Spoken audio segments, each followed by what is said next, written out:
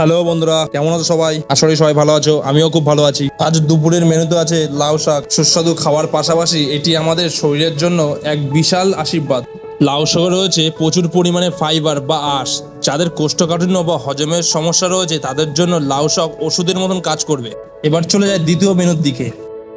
একটু cinematic scene নেওয়ার চেষ্টা করলাম। সাদা ভাত আর পোলট্রির মাংসের সঙ্গে জমিয়ে খাওয়া দাওয়া, গরম ধোয়া ওঠা ভাত, তার উপরে এক চামচ ঝোল, তারপর একটা বড় মাংসের টুকরো, ব্যাস মনটা ভালো হয়ে গেল। মাংসের সাথে আমার রসুনটা খেতে খুব ভালো লাগে। যখনই বাড়িতে মাংস রান্না হয় আমি তখনই একটা করে রসুন দিতে বলি। রসুনেও অনেক উপকারিতা আছে যেগুলো পরের ভিডিওতে একসময় বলবো। পোলট্রির মাংসের জনপ্রিয় পিস লেগ পিস, যেটা আমার খেতে খুবই সুন্দর লাগে। ওর জন্য আমি বাজার থেকে 110 বা 115 গ্রামের ওয়েট করিয়ে এই পিসটা কাটিয়ে নিয়েছি, যাতে খেতে আরো সুস্বাদু লাগে। আমার খুব ভালো লাগে বড় পিস করে খেতে। রান্নাটা খুব সুন্দর হয়েছিল, ঝাল ঝাল।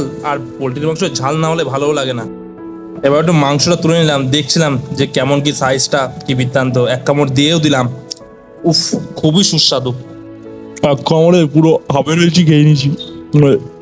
এবার একটু টেস্ট পরিবর্তন করার জন্য একটু শসা, একটু পেঁয়াজ, একটু কাঁচা লঙ্কা দিয়ে মুখে করলাম চালান। সত্যি অসাধারণ ছিল। আমার মতন ভাবে কে কে খেতে পছন্দ করো জানিও কিন্তু অবশ্যই কমেন্টে।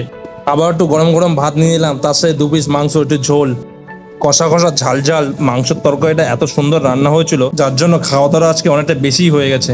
ভিডিওটা অনেকটা বড় ছিল, তাই একটু ফাস্ট ফরওয়ার্ড করে দিলাম। জানি নতুন নতুন করছি, হয়তো ভালো লাগছে না। পাশে থাকো, অবশ্যই সেগুলোকে সলভ করার চেষ্টা করব। অবশ্যই তোমাদের সামনে ভালো কিছু তুলে ধরার চেষ্টা করব। দেখা হচ্ছে নতুন একটা ভিডিওতে, নতুন একটা রেসিপি নিয়ে। তত সময় টাটা, বাই বাই, ভালো থেকো সবাই। লাইক কমেন্ট শেয়ার করতে ভুলো না।